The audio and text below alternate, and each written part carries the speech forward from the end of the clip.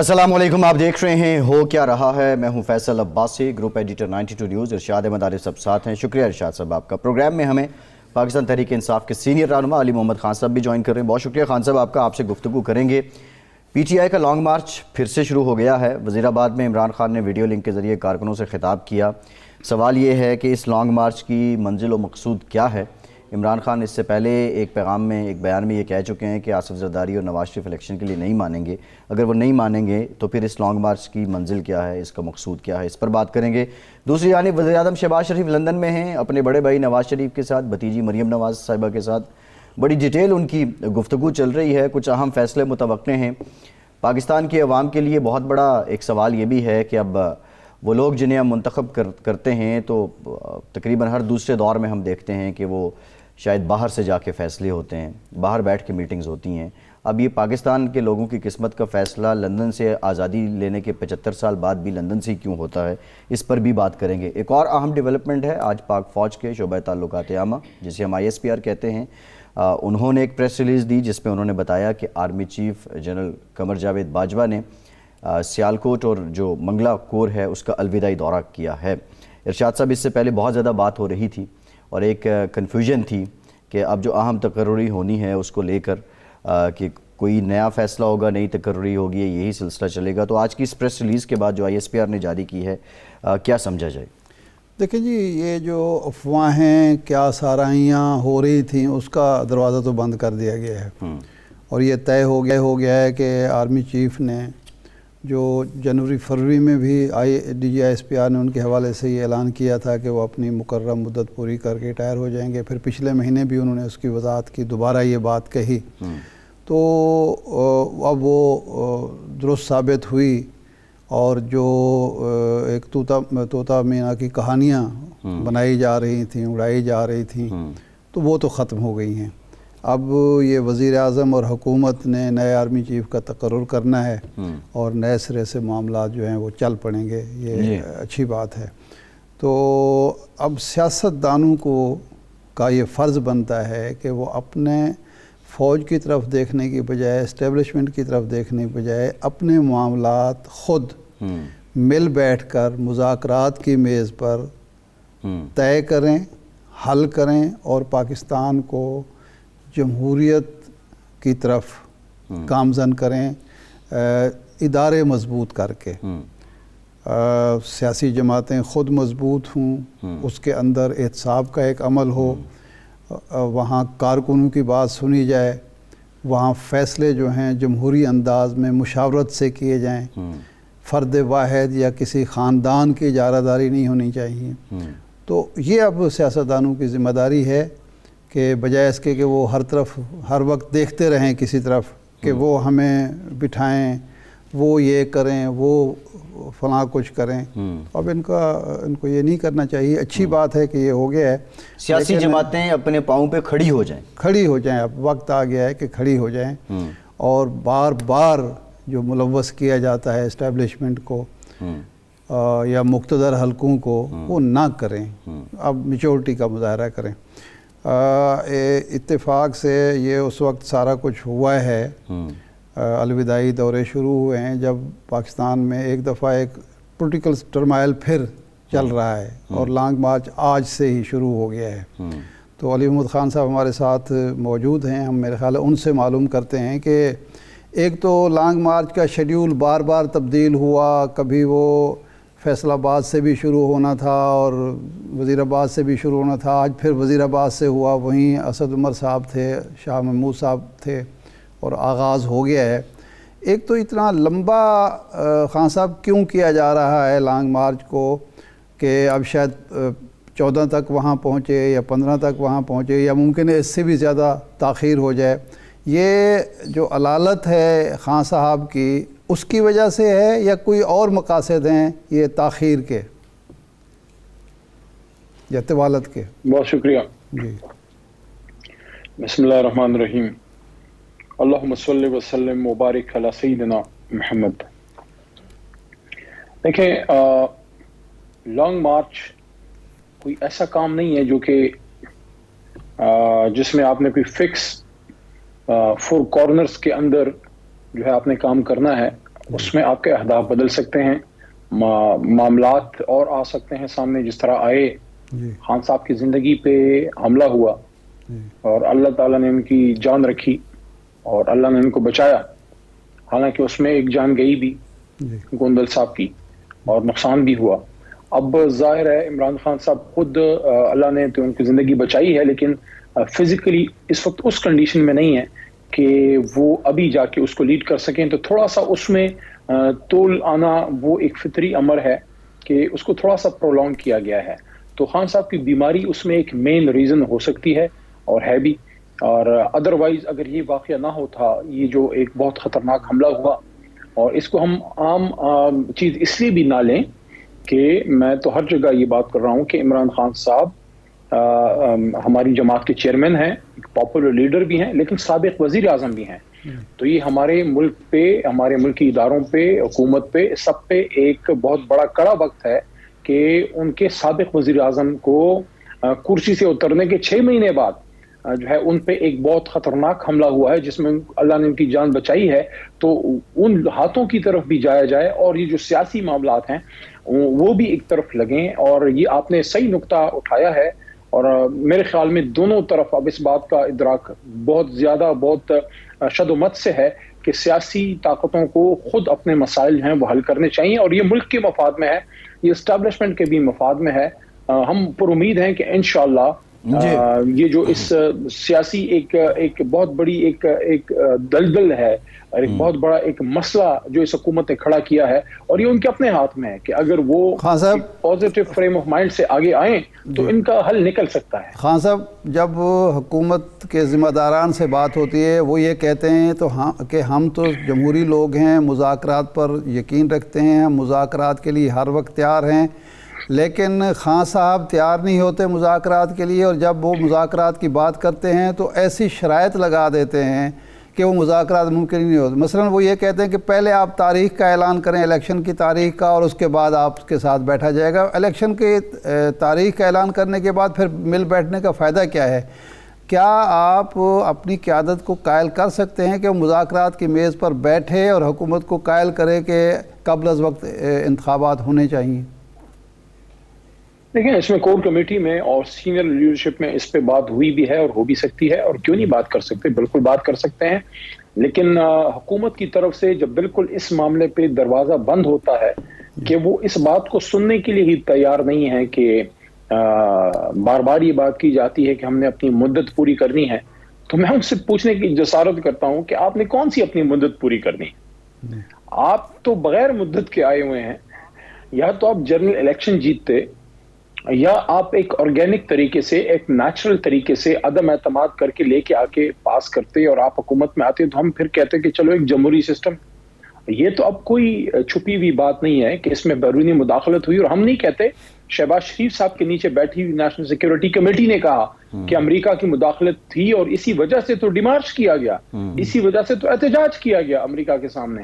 تو جب یہ کہتے ہیں کہ نہیں، پہلے اپنی مدت سے پہلے الیکشن ہونے کا سوال ہی پیدا نہیں ہوتا، تو ہم یہ نہیں کہتے کہ آپ ڈیٹ دیں کہ اس ڈیٹ کو، لیکن آپ اس بات کو مانیں تو صحیح کہ وقت سے پہلے الیکشن ہونے ہیں۔ اب اس پہ پھر بات ہو سکتی ہے کہ کتنا پہلے ہونے ہیں، اور یہ اس میں بیٹھ کے بہت سی موڈیلٹیز ڈسکس کرنی ہے۔ اچھا، یہ بڑی امپورٹنٹ بات ہے علی محمد خان صاحب، آپ بہت امپورٹنٹ بات کر رہے ہیں، اس پہ کوئی انیشیٹو ہو چکا ہے؟ کیونکہ یہی بنیادی نقطہ تھا کہ آپ کہہ رہے تھے تاریخ دیں، وہ کہہ رہے تھے تاریخ نہیں دینی، اب کچھ اس پہ معاملات چل رہے ہیں کیا؟ یہ برف پگھل رہی ہے؟ دیکھیں، میں تو کسی اس طرح کے مذاکرات کا حصہ نہیں ہوں، تو میں تو شور شارٹ بات نہیں کر سکتا، لیکن اگر حکومت کی طرف سے یہ بات ہو کہ ہاں ہم ارلی الیکشن کے لیے تیار ہیں، تو تبھی بات ہوگی نا۔ اگر وہ الیکشن کے لیے تیار ہی نہیں ہیں، ہم یہ تو نہیں کہہ رہے کہ آپ 1 جنوری کی تاریخ دیں، لیکن آپ یہ تو کہیں کہ آپ ارلی الیکشن جو شیڈیول ٹائم ہے اس سے 4-5 مہینے پہلے کی کوئی ڈیٹ ہو سکتی ہے۔ اب کون سی ڈیٹ ہو اس کو پھر ڈسکس کیا جا سکتا ہے کہ 1 تاریخ ہے، 10ویں ہے، 20ویں ہے، لیکن اگر آپ اس پہ تیار ہی نہیں ہیں کہ ہم ارلی نہیں، اس کا مطلب یہ ہے کہ پی ٹی آئی، علی صاحب، پی ٹی آئی نے جو شرط لگائی تھی کہ آپ جو ہیں وہ الیکشن کی تاریخ دیں تو ہم بیٹھیں گے، یعنی اس شرط سے اب آپ وڈرا کر رہے ہیں، آپ اس شرط سے بھی پیچھے ہٹ رہے ہیں؟ نہیں، شرط سے اس کو آپ پیچھے ہٹنا نہیں کہہ سکتے، کیونکہ جب تک وہ اس بات پہ راضی نہیں ہوں گے کہ ہم ارلی الیکشن کے لیے تیار ہیں، اگر وہ ارلی الیکشن کے لیے تیار ہیں تو پھر اس بات پہ بیٹھک ہو سکتی ہے کہ کون سی ڈیٹ ہوگی. لیکن ارلی الیکشن کا مطلب یہ نہیں ہے کہ شیڈیول الیکشن سے مہینہ یا 2 مہینے پہلے, پھر تو آپ وقت پہ ہی کریں. ارلی الیکشن کا مطلب یہ ہے کہ یہ ابھی آپ کا نومبر تقریباً آپ گزرا ہی سمجھیں اور دسمبر, تو اگلے سال پہلے دوسرے مہینے میں تیسرے مہینے تک اس کو آپ ارلی الیکشن کہہ سکتے ہیں. اس کے بعد تو پھر وہ روٹین کی کارروائی ہو جائے گی. تو اگر آپ سمجھتے ہیں کہ اس ملک کے مسائل کا حل یہ ہے کہ ارلی الیکشن ہو, میں حکومت سے مخاطب ہوں, تو پھر آپ کو ذہنی طور پہ اپنے آپ کو تیار کرنا ہوگا کہ اگلے سال کے دوسرے تیسرے مہینے اس سے لیٹ ہوگا تو پھر تو کوئی فائدہ نہیں ہے. کیونکہ ہم بھی یہ ان ریئلسٹک ڈیمانڈ میں نہیں سمجھتا ہمیں کرنی چاہیے کہ آپ دسمبر میں کرا دیں, وہ نہیں پاسبل. آپ کو کم از کم 2-2.5 مہینے دینے پڑیں گے کیئر ٹیکر سیٹ اپ کو, اور اتنا ہی تقریباً ٹائم ہوتا ہے. وہ تو قانونی طور پر تو 3 مہینے ہے نا, 90 دن ہے. اگر اسمبلی توڑی جائے گی وقت سے پہلے تو وہ تو 90 دن مقرر ہیں آئین میں. تو وہی ڈیٹ بنتی ہے نا, فیبرری مڈ بنتی ہے اگر ابھی فیصلہ ہو جائے, فیبرری مڈ بنتی ہے یا اینڈ آف فیبرری بنتی ہے. لیکن اگر مارچ سے بھی آگے بات چلی جائے تو پھر تو بات وہی ہو گئی, جس پہ مسئلہ ہے اسی پہ تو مسئلہ ہے. اس لیے تو ہمارا لانگ مارچ ہے کہ حکومت اس بات پہ آئے کہ ہم نے ارلی الیکشن کرنا ہے. فیبرری میں ہوتا ہے, مارچ میں ہوتا ہے, یہ 1-2 مہینے اہم ہے. اس کے بعد میرے خیال میں, یہ میری ذاتی رائے ہے, پارٹی کا اس پہ ڈسکشن نہیں ہوئی, لیکن میری ذاتی رائے یہ ہے کہ مارچ سے اگر آگے جاتا ہے تو پھر تو بہت لیٹ ہو جائے گا, پھر کیا فائدہ. آپ کے موقف میں ایک بنیادی تضاد ہے. ایک طرف آپ کہتے ہیں کہ رجیم چینج میں اسٹیبلشمنٹ حصے دار تھی اور خان صاحب کا پورا جو دباؤ ہے وہ اسٹیبلشمنٹ پر ہے. انہوں نے یہ کہا کہ میں بات بھی ان سے کروں گا جو طاقت رکھتے ہیں, شہباز شریف کے ساتھ تو بات نہیں ہو سکتی, اور الیکشن کی تاریخ بھی ان سے لوں گا. تو ایک طرف آپ کہتے ہیں کہ یہ سارا پروسیس انہی کی وجہ سے ہوا, دوسری طرف انہی سے آپ مذاکرات کرنا چاہتے ہیں اور پولیٹیکل فورسز سے آپ مذاکرات نہیں کرنا چاہتے, انہی سے تاریخ لینا چاہتے ہیں, حالانکہ تاریخ تو حکومت نے دینی ہے. تو یہ ایک عجیب تضاد ہے. نہیں, میرا نہیں خیال اس میں کوئی, اس کو آپ اس طرح سے لے سکتے ہیں. آپ, میں سمجھ گیا ہوں, آپ نے خان صاحب کی اسپیچ کا حوالہ دیا ہے جی, جو یہ لانگ مارچ کے شروع میں انہوں نے یہ بات کی تھی. تو اگر ہماری اسٹیبلشمنٹ جو کہتی ہے کہ وہ سیاست سے دور ہیں یا دور رہنا چاہتے ہیں, لیکن میرا نہیں خیال, اور آپ بھی ریئلسٹکلی اسپیکنگ سب اس بات پہ متفق ہوں گے کہ ان کا ایک بہت بڑا رول ابھی بھی ہے. تو یہ کہنا کہ ان کا رول بالکل نہیں ہے تو وہ بھی غلط بات ہوگی. اور ہم اس بات پہ, اگر آج کی امپورٹڈ حکومت ہے, اگر آج وہ یہ کہتی ہے کہ ٹھیک ہے ہم ارلی الیکشن کے لیے تیار ہیں, تو پھر تو بات ہو سکتی ہے. لیکن اگر وہ ارلی الیکشن کی بات ہی سننا نہیں چاہتے اور وہی کہتے کہ مدت پوری کرنی ہے, تو آپ کو کون سا 2/3 اکثریت لے کے آئے تھے, مانگے تانگے کی آپ کی حکومت ہے. یہ پہلی بار ہوا ہے. ہماری جماعت کی 150 کے قریب سیٹیں تھیں اور ان کی 80 تھیں. 140-150 والی جماعت کو باہر کر دیا گیا ہے سسٹم سے, 80-85 والی کے ہاتھ میں تھما دیا گیا ہے. آپ مجھے بتائیں, یہ ہائیبرڈ ہمیں کہتے تھے نا, ہائیبرڈ رجیم ہے, ان کی تو ہائیبرڈ پلس رجیم لگتی ہے.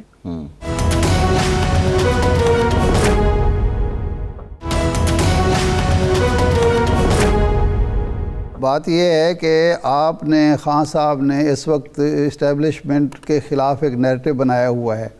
کل کو اگر آپ اقتدار میں آ جاتے ہیں اور یہی آپ کا رویہ جو ہے وہ آپ کے لیے مسائل کھڑے کرے گا, آپ چل کیسے پائیں گے اگر اسٹیبلشمنٹ آپ سے ناراض ہوئی؟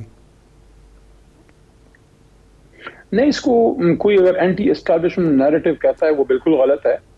اور عمران خان صاحب نے بارہا یہ بات کی ہے کہ ان کا نیریٹو فوج کے یا اسٹیبلشمنٹ کے خلاف نہیں ہے. ہاں, کچھ شخصیات کا جو کردار ہے اس پہ ہے, اور اس پہ ان کا موقف بڑا کلیئر ہے. آج بھی انہوں نے اس پہ گفتگو کی ہے. تو حکومت میں آنے کے بعد میں نہیں سمجھتا کہ کوئی مسئلہ جو ہے وہ انشاءاللہ ہوگا. کوئی مسئلہ نہیں ہوگا. ہماری ملک کی فوج ہے اور ہمارے ملک کے ہی ادارے ہیں, لیکن جو چیزیں غلط ہیں وہ غلط ہیں اور اس کو ٹھیک ہونا چاہیے. صحیح ہے. علی محمد خان صاحب, اب مسئلہ یہ ہے کہ 2 صوبوں میں آپ کی حکومت ہے, 2 اور اکائیوں میں آپ کی حکومت ہے, میجورٹی پارٹی ہیں آپ جو اس وقت بھی حکومت میں ہیں, لیکن آپ اتنے بے بس و بے اختیار ہیں. اگر ہم گورننس کو دیکھیں, ہم مہنگائی کو دیکھیں, چلیں اگر مان بھی لیں وفاقی حکومت کی پالیسیوں سے ہو رہی ہے, لیکن اس پہ کوئی بات نہیں ہو رہی. اس پہ تو آپ کے لانگ مارچ میں بھی اس پہ ذکر نہیں ہو رہا. عوام کو آپ کہتے ہیں کہ خان صاحب کی کیا بھیڑ بکریاں ہیں, لیکن وہ عوام استعمال تو ہو رہے ہیں. تو حکومتی ذمہ داریاں اس سارے سیاسی بھوچال میں کیا آپ کی جماعت ادا کر پا رہی ہے؟ ایف آئی آر آپ کی پنجاب پولیس نہیں درج کرتی, ذمہ دار آپ وفاقی حکومت کو قرار دیتے ہیں. حکومت آپ کی ہے پنجاب میں, اس میں تو کافی بات ہوئی ہے اور ظاہر ہے وہاں کچھ ایشوز ایسے ہیں پنجاب پولیس میں جس کا سب کو پتہ ہے کہ کیا مسئلہ وہاں ہوا ہے، اور یہ تو ایک رائٹ ہے کسی بھی شخص کا کہ وہ اس کے ساتھ جب زیادتی ہو تو وہ اپنی ایک ایف آئی آر جو ہے جو اس کی گریونس کے مطابق ہو، اس کے خدشات کو کور کرتی ہو، اس کو حق ہے کہ وہ اپنی ایف آئی آر کروائے، اور اس کے بعد انویسٹیگیشن سٹیج پہ پولیس اس سے اگر کوئی بے گناہ اس میں کسی کا نام آیا ہے اس کو نکال سکتی ہے۔ تو ایف آئی آر میں نام آنے کا مطلب ملزم ہوتا ہے، مجرم نہیں ہوتا۔ پتہ نہیں یہ چیز کیوں کچھ لوگوں کو سمجھ نہیں آئی اور اس کا اتنا بڑا مسئلہ بنا دیا گیا کہ ملک کے وزیر اعظم کی ایف آئی آر نہیں ہو سکی۔ دنیا میں کتنی بدنامی ہوئی ہے اس کی کہ عام آدمی کی کیا حالت ہوگی اس ملک میں جس میں ایک سابق وزیر اعظم کو انصاف نہیں مل رہا، نمبر 1۔ نمبر 2 جو یہاں بات ہوئی کہ گورننس کی، تو دیکھیں اس وقت جو اوور آل سارے پولیٹیکل سسٹم کا جو ایک مائنڈ اور ایک فوکس ہے وہ سارا ہی اس نیکسٹ الیکشن کی طرف اور لانگ مارچ کی طرف اور اس مسئلے کے حل کی طرف ہے۔ میں سمجھتا ہوں کہ گورننس جو ہے وہ اس وقت اس طرح سے فوکس میں نہیں ہے، کیونکہ اس وقت مین مقصد اور مسئلہ یہ ہے کہ کسی طریقے سے ہم ایک پیسفل ٹرانزیشن ہو، کوئی جمہوری حادثہ نہ ہو، اور ایک پیسفل ٹرانزیشن میں آپ ایک نیکسٹ الیکشن کی طرف چلے جائیں، اور اس کے بعد جس کو بھی عوام ووٹ کرے اصل میں گورننس کا امتحان اس کے بعد شروع ہوگا۔ اس وقت صحیح معنوں میں اگر آپ دیکھیں تو گورننس پہ آپ کی بات صحیح ہے، بات نہیں ہو رہی، لیکن فوکس ادھر ہے نہیں، فوکس تو اس مسئلے نہیں۔ کی اب آپ طرف ہے دیکھیں علی جس کی صاحب، وجہ علی سے صاحب سوال یہ ہے، governance کے علی صاحب مسائل جو ہیں وہ بنے ہیں۔ دیکھیں بہت ضروری ہے، شفاف الیکشن بہت ضروری ہے، اسی سے عوام طاقت کا سرچشمہ بنیں گے، لیکن یہ عوام جس چکی میں پس چکے ہیں، تقریباً 3 کروڑ لوگ سیلاب سے متاثر ہو چکے ہیں پاکستان کے، بے روزگاری بڑھ گئی ہے، شرح سود بہت ہائی ہے، ہمارے ہاں مسائل بہت زیادہ ہیں، صوبوں نے جو کام کرنے تھے، ایک ہی محلے میں 4 قسم کے ریٹ لگے ہوتے ہیں، نہ کوئی اے سی نظر آتا ہے نہ کوئی ڈی سی نظر آتا ہے۔ اور پنجاب میں کے پی میں یہ ذمہ داری تو آپ کی ہے نا، عوام کو تو گورننس چاہیے نا، آپ لوگوں کو سیاسی جماعتوں کو اقتدار چاہیے عوام کے لیے، لیکن عوام کے لیے تو پرفارمنس چاہیے گورننس کی، یہ تو آپ پہ ذمہ داری پڑتی ہے، اس کو تو ماننا پڑے گا۔ کسی حد تک آپ کی بات صحیح ہو سکتی ہے اور میں اس سے متفق ہوئے بغیر نہیں رہ سکتا کہ گورننس لوکل لیول پہ ایک صوبائی مسئلہ ہے، لیکن ہم جو ہے اگر مرض کی بجائے علاج کی طرف جائیں کہ یہ جو مرض ہے اس کا علاج کدھر ہے۔ آج جو آپ کے ملک کے مسئلے ہیں آپ یہ دیکھیں، آج سے 6-7 مہینے پہلے کیا یہ حالت تھی، مہنگائی کی یہ شرح تھی، پیٹرول ڈیزل کی یہ شرح تھی، یہ آپ کے امپورٹ ایکسپورٹ کا جو آپ ایک بہت بڑے ایک اپنے تاریخی بحران میں چلے گئے ہیں۔ آپ کی کرنٹ اکاؤنٹ ڈیفیسٹ کو دیکھ لیں، آپ کا جی ڈی پی دیکھ لیں، 6 پہ چلا رہے تھے، اس سال 6 تھا جب ہم جا رہے تھے، اس سے پچھلے سال 5 پہ 5.5 پہ تقریباً چل رہا تھا۔ تو ایک ملک جو 6 کی سطح پہ اس کی جی ڈی پی اس طرح ٹیک آف ہو رہا تھا، ساری چیزیں ٹیک آف ہو رہی تھیں اور سارا اب نوز ڈائیو میں ہے۔ تو اب اگر آپ یہ نوز ڈائیو میں ہے، نیچے آپ کتنا کوئی ٹھیک کر لیں گے جب تک اس مرض کا علاج نہ ہو کہ مسئلہ خراب کدھر سے ہوا۔ جواب دینا شہباز شریف صاحب جواب دیں، اور ابھی جو ان کے آئے ہیں ہرکولس آئے ہیں یہ اسحاق ڈار صاحب، ان کے ہرکولس ہی ہیں نا کہ ان کو وہ لے کے آئے ہیں، بتائیں کیوں پاکستان کی مہنگائی کی یہ صورتحال ہے۔ ہمارے خلاف 2-3 مارچ ہی لوگ کر چکے ہیں مہنگائی کے خلاف، مہنگائی کی بنیاد پہ، اور ان کے دور میں ہمارے سے ڈبل مہنگائی ہو گئی ہے۔ تو اپنے خلاف کب بلاول صاحب اور شہباز صاحب اور مولانا فضل الرحمان صاحب کا اپنے خلاف کب احتجاج کریں گے؟ مہنگائی ہی تو مسئلہ تھا۔ تو اب جب تک اس مسئلے کا بنیادی حل نہیں نکلے گا، دیکھیں ایک ہی حل ہے، فریش الیکشن، نئی حکومت آئے، اس کے مینڈیٹ ہو اور اس کو وقت پورا کرنے دیا جائے، تاکہ کل کو کوئی بہانہ نہ کرے کہ فلانا ہو گیا ڈمکانا ہو گیا، وقت پورا کرے اور اس کے بعد عوام کے پاس اپنی سلیٹ لے کے جائے کہ یہ میرے پاس تھا اور یہ میں نے کیا، اور اپوزیشن 2018 میں بھی ہوا تھا، 2018 میں بھی عوام نے مینڈیٹ دیا تھا۔ خان صاحب اب وزیر اعظم شہباز 3.5 سال بعد اس پہ شب خون بھی مارا گیا، آپ کی اطلاع کے لیے عرض ہے۔ وزیر اعظم شہباز شریف صاحب نے جوڈیشل کمیشن کے لیے درخواست کی ہے چیف جسٹس آف پاکستان کو، جس میں ایک تو ایشو ہوگا جو خان صاحب پر قاتلانہ حملہ ہوا اور دوسرا ہوگا ارشد شریف صاحب کے حوالے سے۔ تو کیا خان صاحب اب اس جوڈیشل کمیشن کے جس کو ایکسیپٹ کر چکے ہیں، جوڈیشل کمیشن کے سامنے پیش ہوں گے اور کوئی شواہد پیش کریں گے جس سے ثابت کیا جا سکے کہ جن لوگوں کو وہ مورد الزام ٹھہرا رہے ہیں ان کے حوالے سے میرے پاس ثبوت موجود ہیں؟ یہ پیش ہوں گے، اور اگر ان کو بلایا جائے گا تو جو ان کے پاس شواہد ہیں، جو معلومات ہیں وہ شیئر کریں گے۔ اور یہاں پہ آپ کی بات کا جواب دینے کے بعد صرف اپنا ایک نقطہ سامنے رکھتے ہوئے بات ختم کروں گا کہ یہ بہت بڑا المیہ ہے اس ملک کا کہ 75 سال بعد ملک کے وزیر اعظم پہ جانی حملہ ہوتا ہے، اس ملک کے جس کے 2 وزیر اعظم خون میں لت پت اس دنیا سے جا چکے ہیں شہید ہو کے، لیاقت علی خان شہید، محترمہ بینظیر بھٹو شہید، تیسرے کو شہید کرنے کا ارادہ تھا۔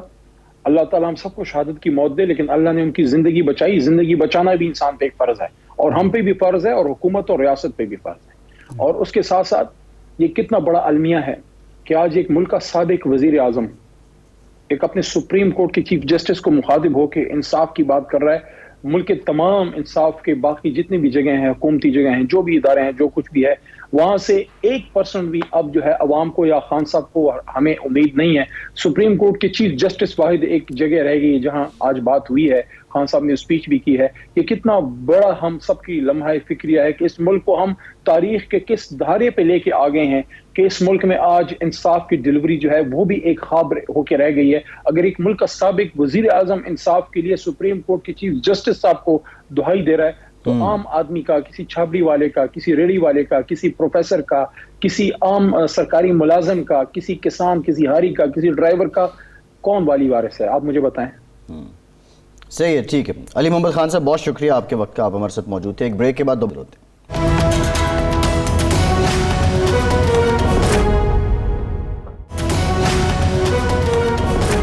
بریک کے بعد ایک بار پھر سے آپ کو خوش آمدید کہیں گے۔ ہمیں جوائن کیا ہے قومی اسمبلی میں اپوزیشن لیڈر راجہ ریاض صاحب نے۔ راجہ صاحب، thank you very much for your time, آپ سے گفتگو کریں گے۔ ایک اور ڈیولپمنٹ ہوئی گزشتہ روز، نجی ٹی وی کے اینکر نے جب یہ خبر دی کہ ارشد شریف کو قتل کرنے سے پہلے مبینہ طور پر تقریباً 3 گھنٹے پہلے ان پہ تشدد بھی کیا گیا۔ جو تصویریں انہوں نے شیئر کی وہ خاصی اندوہناک ہیں، خاصی تکلیف دہ ہیں، اور اس میں نظر آ رہا ہے کہ ان کے جو ناخن ہیں وہ بھی نکالے گئے ہیں، کچھ انگلیاں بھی ان کی ٹوٹی ہوئی نظر آ رہی ہیں۔ ارشاد صاحب، اب یہ معاملہ ایک نیا رخ اختیار کر چکا ہے۔ وزیر اعظم صاحب خط بھی لکھ چکے ہیں، پاکستان تحریک انصاف بھی مطالبہ کرتی ہے کہ اس کی تحقیقات ہوں۔ اب یہ واقعہ رونما ہوا کینیا میں، کسی بھی طریقے سے اس قتل کو کہیں بھی آپ جسٹیفائی نہیں کر سکتے، لیکن اب پاکستان میں جو سیاست ہے، کیا وہ ارشد شریف کے قتل کے گرد بھی گھومے گی؟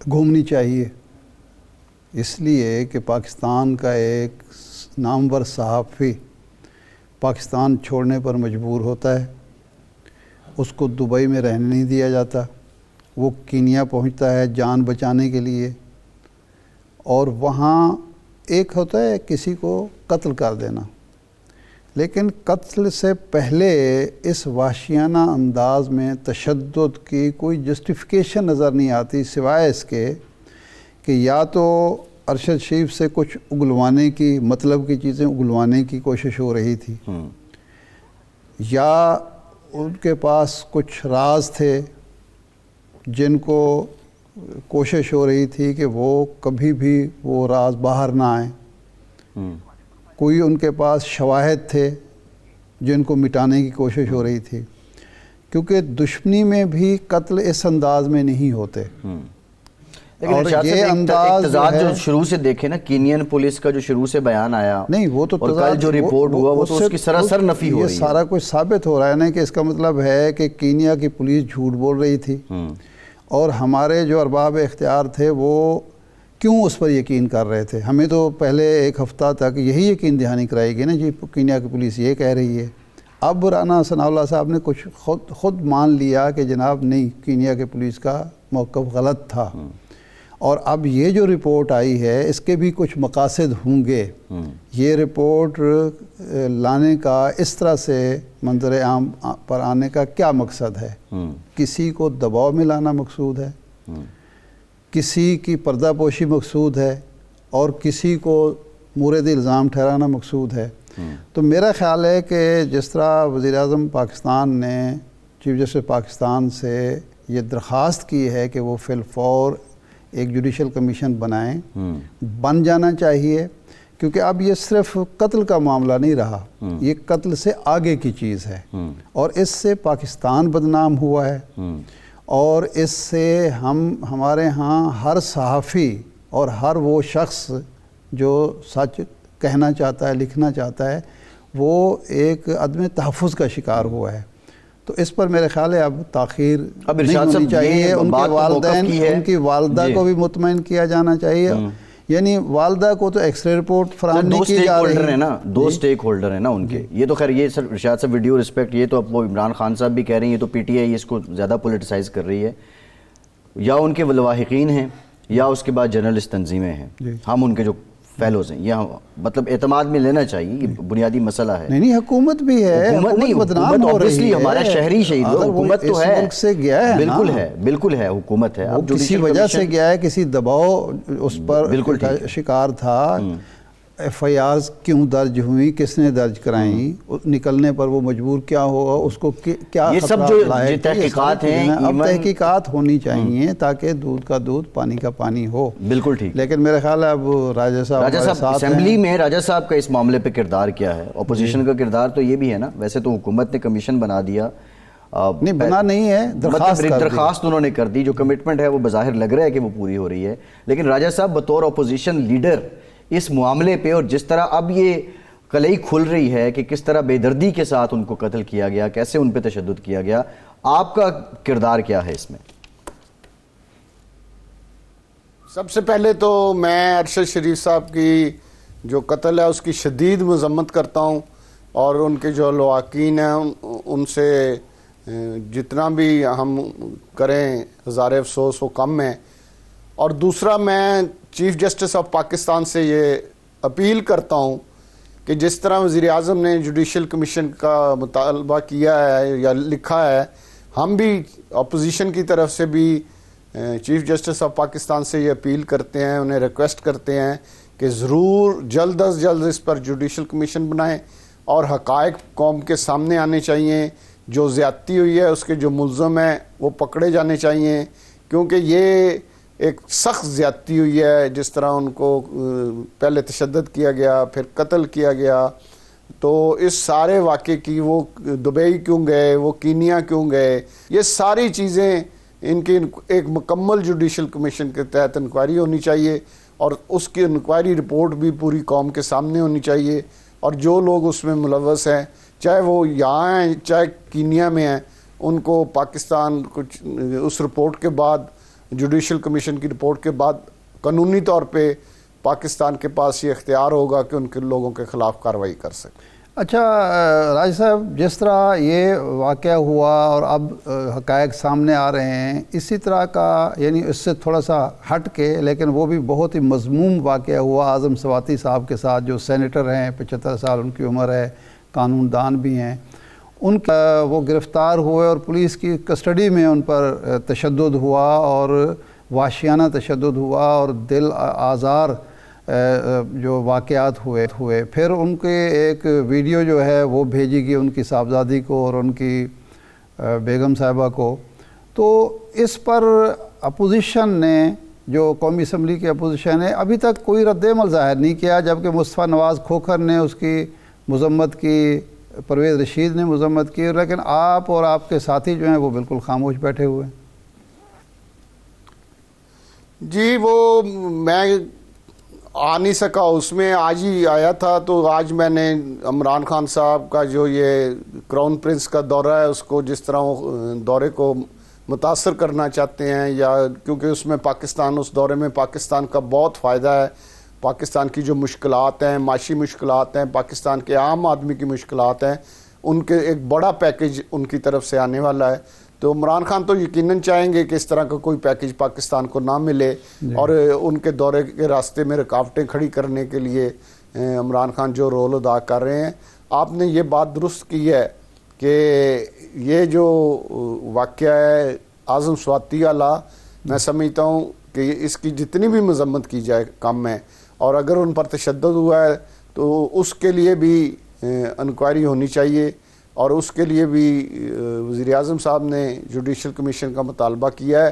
وہ بھی میں سمجھتا ہوں, ہم بھی یہ مطالبہ کرتے ہیں کہ اس کے لیے جوڈیشل کمیشن بنے, کیونکہ ایف آئی اے والے کہہ رہے ہیں کہ یہ ویڈیو جعلی ہے.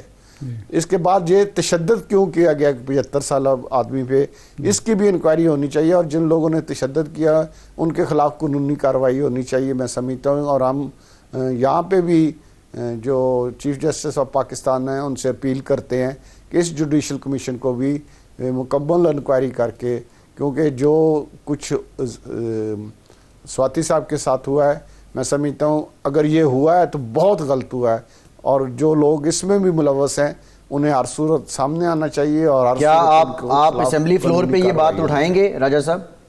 کوئی قرارداد لائیں گے؟ جی انشاءاللہ میں جی منڈے والے دن انشاءاللہ اس پہ میں بات کروں گا، لازمی ڈیٹیل کے ساتھ بات کروں گا. اچھا آپ نے ایوان میں خطاب کرتے ہوئے یہ کہا کہ لانگ مارچ کو روک دیا جائے کیونکہ کراؤن پرنس کا دورہ ہو رہا ہے. اب لانگ مارچ جو ہے یہ ایک ان کا جمہوری حق ہے احتجاج کرنا اور اپنے ایشوز جو ہیں عوام کے ایشوز حکومت کے سامنے اٹھانا، تو اس کے روکنے کی آپ کیا وہ کیوں کر رہے ہیں؟ اور آپ کی پارٹی دیکھیں ٹھیک ہے وہ لانگ مارچ کر لیں، ہمیں کوئی اعتراض نہیں ہے، لیکن کراؤن پرنس کے دورے کے دوران کوئی رکاوٹ نہ کھڑی کریں، ان کے راستے میں کوئی رکاوٹ نہ کھڑی کریں. میں تو انہیں صرف پاکستان کے لیے کہہ رہا ہوں کہ پاکستان کے لیے عمران خان یہ قربانی دیں کہ ان دنوں میں اس کو کال آف کر دیں، اور ان دنوں میں کہیں کہ ہم کراؤن پرنس کیونکہ ہمارے صرف ایک برادر ملک نہیں، ہمارے لیے بڑی مقدس جگہ ہے جہاں سے وہ آ رہے ہیں اور ہمارے لیے بڑی عزت کی جگہ ہے، تو ان کے احترام میں سمجھتا ہوں کہ عمران خان کو اس کو کال آف کرنا چاہیے تاکہ ان کی پوری رسپیکٹ کے ساتھ پورے استقبال کے ساتھ انہیں لایا جائے. اور دوسرا بڑا فائدہ پاکستان کو ایک بڑا پیکیج ملنے والا ہے، اس پیکیج سے پاکستان کے عوام کو فائدہ ہوگا، پاکستان کے عوام کی مشکلات کم ہوں گی. پاکستان معاشی طور پہ جس عذاب میں اس وقت ہے، جو مشکل ترین وقت میں ہے، اس میں سے باہر نکلنے میں ایک مثبت رول یہ دورہ ادا کر سکتے ہیں. یہ جو پاکستان کے لیے اگر ہم آئل ریفائنری کی بات ہو رہی ہے جس کو بہت زیادہ ہائی لائٹ کیا، یہ جب عمران خان صاحب سعودی عرب کے دورے میں آپ کے لیڈر، آپ کے سابقہ لیڈر یا موجودہ لیڈر عمران خان صاحب سعودی عرب کے دورے پر گئے تھے، اس وقت یہ معاہدہ ہوا تھا، لیکن بیوروکریٹک جو ایک ہوتی ہیں رکاوٹیں ہوتی ہیں اور مسائل ہوتے ہیں، اس کی وجہ سے یہ پایہ تکمیل کو نہیں پہنچ سکا. اب آپ سمجھتے ہیں کہ اب جب وہ آئیں گے اور معاہدے پر دستخط ہو گئے، ایم او یو تو شاید اس وقت بھی ہو گیا تھا، تو یہ آگے بڑھے گا یا پھر اسی طرح ہی ایک قصہ ماضی بن جائے گا؟ آپ ارشاد صاحب مجھے کوئی ایک خان صاحب کا کام بتا دیں جو انہوں نے 4 سالوں میں کیا ہو، یا عمران خان صاحب بتا دیں یا آپ بتا دیں. نہیں 3.5 سال تو آپ ان کے ساتھ تھے، آپ بتائیں نا.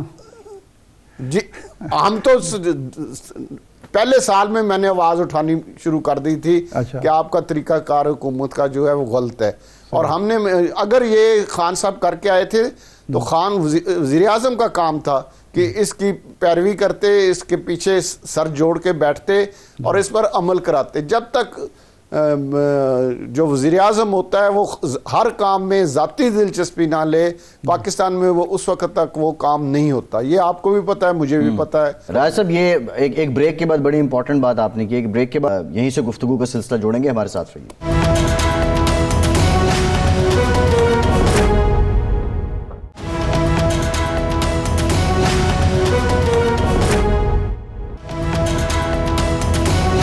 بریک کے بعد ایک بار پھر سے آپ کو خوش آمدید کہیں گے. راجہ ریاض صاحب، آپ نے بریک سے پہلے کہا کہ جب الیکشن آئیں گے تو یہ ڈیسائیڈ کریں گے کہ کس جماعت میں جانا ہے، لیکن یہ بتائیے کہ کیا پنجاب میں کوئی نئی جماعت بھی سامنے آ سکتی ہے، کوئی نئی جماعت بھی بن سکتی ہے آئندہ الیکشن سے پہلے؟ میرا خیال ہے بہت مشکل ہے، کوئی جماعت اس وقت ان حالات میں نہیں بن سکے گی. جو موجودہ جماعتیں ہیں یا کوئی ذات الیکشن لڑ سکتا ہے تو وہ علیحدہ بات ہے، لیکن نئی جماعت مجھے نظر نہیں آ رہی کو بنتی ہوئی. صحیح ہے. اچھا راجہ صاحب یہ بھی بتائیے گا، اس سے پہلے بات ہو رہی تھی کیونکہ آپ کا اختلاف عمران خان کے ساتھ نظریاتی بھی تھا اور ان کی پرفارمنس پہ بھی تھا. اب ایک جانب یہ لانگ مارچ کا شور ہے، دوسری جانب سیلاب نے تباہی پھیلا دی ہے، تیسری جانب شرح سود اتنی زیادہ ہے، معاشی مسائل اتنے زیادہ ہیں، لوگ بے روزگار ہو رہے ہیں. اب عوام کے سامنے کیا رکھتے ہیں جب حالت پتلی اور مزید پتلی ہو رہی ہے؟ اب حلقوں میں جانا آپ کے لیے کیا آسان ہے؟ انشاءاللہ ہم حلقوں میں 5 دن حلقوں میں رہتے ہیں، حلقوں میں پھرتے ہیں، کوئی مسئلہ نہیں ہے. لوگوں کے ساتھ رابطے میں، جس نے رابطہ رکھنا ہے، جس نے محنت کرنی ہے. آپ کے سامنے مثال ہے کہ یوسف رضا گیلانی کے بیٹے نے بہت زیادہ محنت کی اور اس نے اتنی زبردست شکست دی شاہ محمود قریشی کو کہ ساری عمر یہ یاد رکھے گا. جو حلقے میں محنت کرتا ہے اور اپنے حلقے کے لوگوں سے رابطے میں رہتا ہے, ٹائم دیتا ہے, اس کے لیے کوئی مشکل نہیں ہوگی. میں سمجھتا ہوں سب لوگ الیکشن انشاءاللہ جب آئے گا. اب میں آپ کو اپنے حلقے کی بات بتاتا ہوں کہ صوبائی اسمبلی کے اور قومی اسمبلی کے ڈال کے میرے حلقے میں 22 کینڈیڈیٹ ہیں, اور 22 میں سے 2 کو ٹکٹ ملنا ہے صوبے کا اور 1 کو ملنا ہے قومی کا, یعنی کہ 3 بندوں کو ٹکٹ ملنے ہیں, اور 22 میں سے 3 نکالیں, باقی رہ گئے 19 لوگوں نے میرا ساتھ دینا ہے. تو ابھی تو یہ پوری جتھے کا جتھا. اب ہمارے فیصل آباد میں عابد شیر علی کا الیکشن تھا, تو پوری پی ٹی آئی جو ہے جتنے کینڈیڈیٹ تھے شہر کے, ضلع کے اور ڈویژن کے, وہ کچھ 200-300-400 بندہ بن جاتا تھا. وہ الیکشن لڑ رہے تھے. ایک یونین کونسل میں 10 کینڈیڈیٹ ٹکٹ لینے کے جو خواہش مند تھے ان کی ڈیوٹیاں تھیں. تو یہ جب جنرل الیکشن آتا ہے اس میں ایک علیحدہ ٹرینڈ ہوتا ہے. ایک پی ٹی آئی کا امیدوار ہونا ہے, ایک نون لیگ کا امیدوار ہونا ہے, ایک پیپلز پارٹی کا ہونا ہے, ایک آزاد ہونا ہے. جب 4 بندوں میں الیکشن ہونا ہے اور اس وقت پوزیشن بالکل مختلف ہو جانی ہے. راجہ صاحب ایک مفروضے پر بات کرتے ہیں کہ آج اگر الیکشن کا اعلان میاں شہباز شریف صاحب کر دیں تو پنجاب میں مسلم لیگ کے پاس زیادہ ٹکٹ لینے والے لوگ ہوں گے, پی ٹی آئی کے پاس ہوں گے, یا پیپلز پارٹی کے پاس ہوں گے؟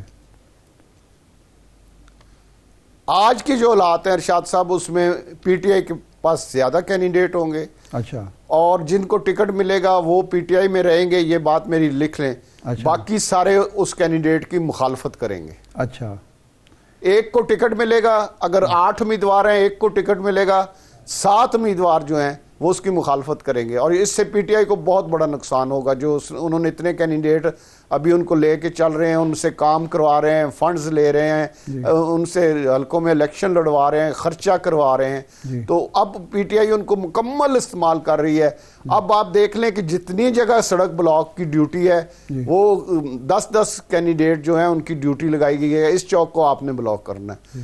تو وہ 10 بندے وہ ہوتے ہیں, 10-15 بندے دوسرے ساتھ ہوتے ہیں, 30-40 یا پولیس کی گاڑیاں کھڑی ہوتی ہیں. یہ تو آپ نے ایک حقیقت پسندانہ بات کی کہ ٹکٹ لینے والے سب سے زیادہ لوگ جو ہوں گے وہ پی ٹی آئی کے.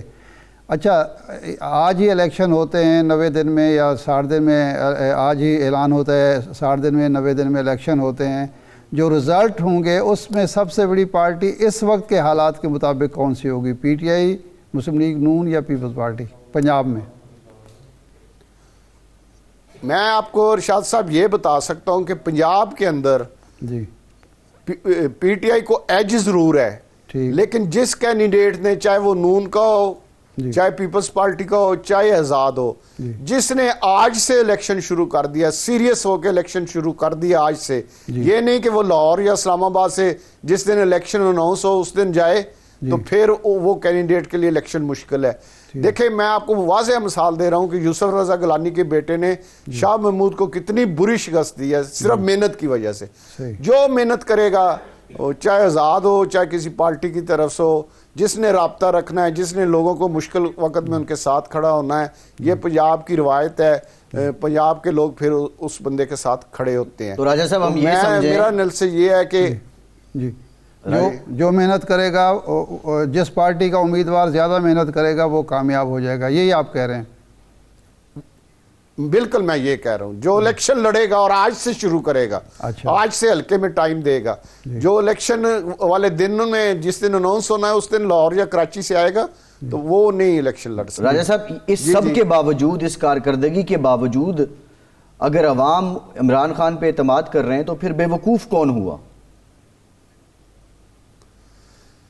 میں دیکھیں اس وقت آپ جو سمجھ رہے ہیں عمران خان کی طاقت ہے یا جس لیول پہ آپ عمران خان کو دیکھ رہے ہیں, میں اس طرح عمران خان کو نہیں دیکھتا, کیونکہ میں سارا دن حلقے میں رہتا ہوں.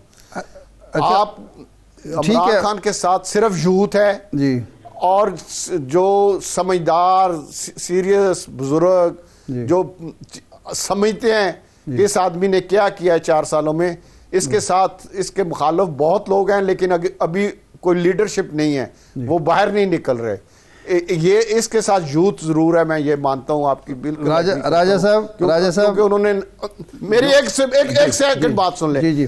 جو بچہ کسی گھر میں ہے اس نے نہ بجلی کا بل دینا ہے, نہ گیس کا بل دینا ہے, نہ بچوں کی پڑھائی کا بل دینا ہے, نہ سبزی خریدنی ہے, وہ سکول جاتا ہے اور کالج جاتا ہے, خرچہ لے کے جاتا ہے. وہ اس کے ساتھ ہے کیونکہ اس پہ کوئی ذمہ داری نہیں. جس شخص پہ بھی کوئی ذمہ داری ہے وہ آج عمران خان کے ساتھ نہیں ہے. اچھا, ایک آپ نے کلیہ بیان کیا کہ جو آج حلقے میں موجود ہے وہی اگلا الیکشن جیت سکتا ہے, تو اس لحاظ سے تو پھر نواز شریف صاحب اور مریم صاحبہ تو اگر الیکشن کے اعلان کے بعد آ بھی گئے تو وہ تو الیکشن نہیں جیت سکتے. نہیں, اس کلیے میں بڑے لیڈر تو نہیں آتے. اب بلاول صاحب تو اس کلیے میں نہیں آتے, یا عمران خان تو اس کلیے میں نہیں آتے, یا نواز شریف اور مریم تو اس کلیے میں نہیں آتی. یہ تو ہم جیسے جو ورکر لوگ ہیں, جو یہ تو 5-6 لوگ ہیں. باقی تو ہم جیسے سارے ان کے مسلم لیگ نون کے ہوں, پیپلز پارٹی کے ہوں یا پی ٹی آئی کے ہوں, انہوں نے تو اپنی محنت سے لڑنا. یہ تو لیڈر ہیں. راجہ صاحب یہ بتائیں کہ میاں نواز شریف اور مریم نواز اب آ کیوں نہیں رہے؟ ان کی اپنی حکومت ہے, کیا وجہ, خوف کیا ہے ان کو, کیوں نہیں آ رہے ملک میں؟ میرا خیال ہے کہ وہ درست کر رہے ہیں. انہیں الیکشن سے اناؤنس ہونے پہ آنا چاہیے تاکہ ان کے آنے سے ایک ٹیمپو بنے الیکشن کا. اگر آج وہ بھی آ کے یہاں بیٹھ جائیں تو وہ ان کو الیکشن جب اناؤنس ہو ایک بڑے استقبال کے ساتھ لاہور یا اسلام آباد سے ان کو ریسیو کیا جائے تو اس سے مسلم لیگ نون کو بہت فائدہ پہنچے. جی ٹھیک, بہت شکریہ راجہ ریاض صاحب, اپوزیشن لیگ میں اسمبلی ہمارے ساتھ موجود تھے. ارشاد صاحب آپ کا شکریہ. پروگرام کا ٹائم ختم ہو گیا, اجازت دیجیے.